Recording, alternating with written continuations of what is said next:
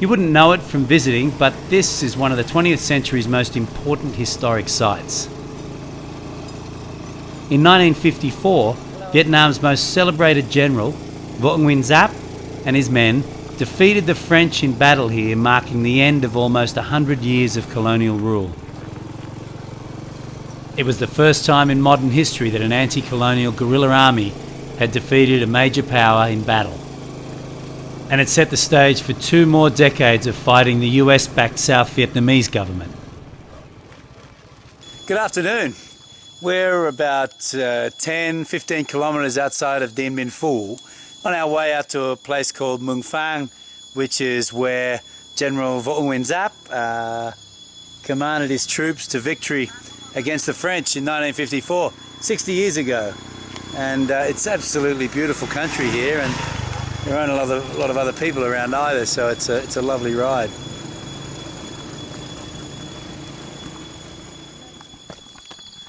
So behind me is a recreation of the living and working quarters out here at Mung Phang of General Vo Nguyen Giap. Let's take a look.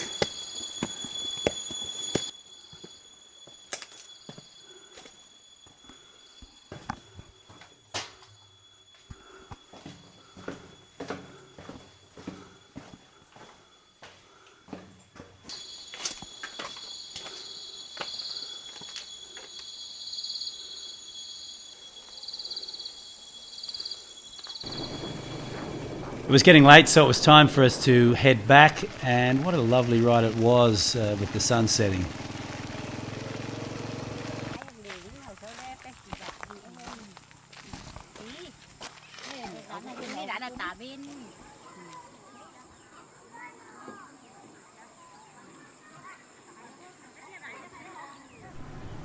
The next morning, we checked out the remains of the battlefield.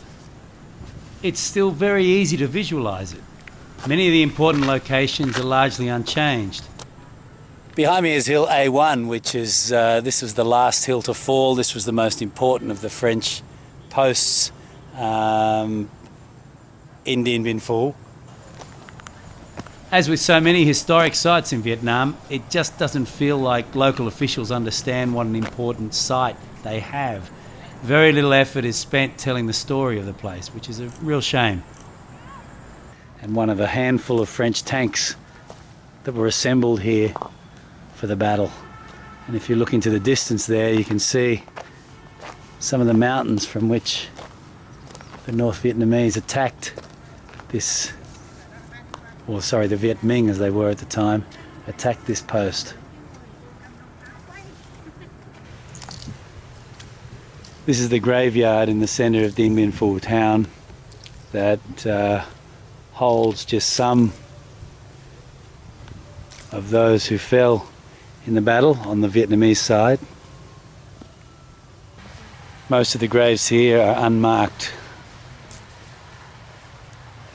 Chú tên là gì ạ? Trương à? Và chú Chance meetings with people like this man, a veteran of the Battle of Dien Bien Phu. He came here as a teenager to serve and worked as a messenger.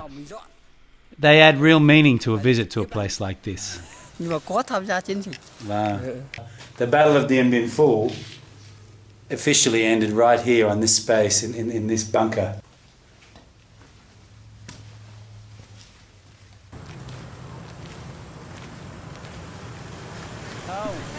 So I'm a bit of a history buff, but even if you're not, there's tons of stuff to do around Dien Bien Phu.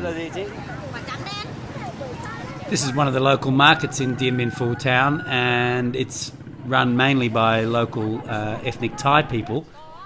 And you can usually pick them because the way they do their hair means that their conical hats don't sit very well on their heads.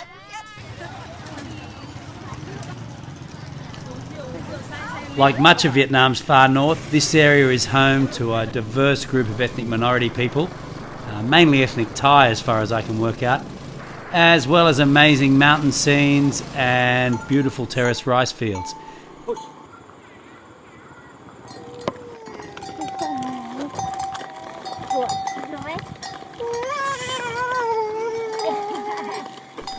We spent our last afternoon in Dien Bien Phu, back out in the countryside, exploring the villages and the mountains. The people are wonderful.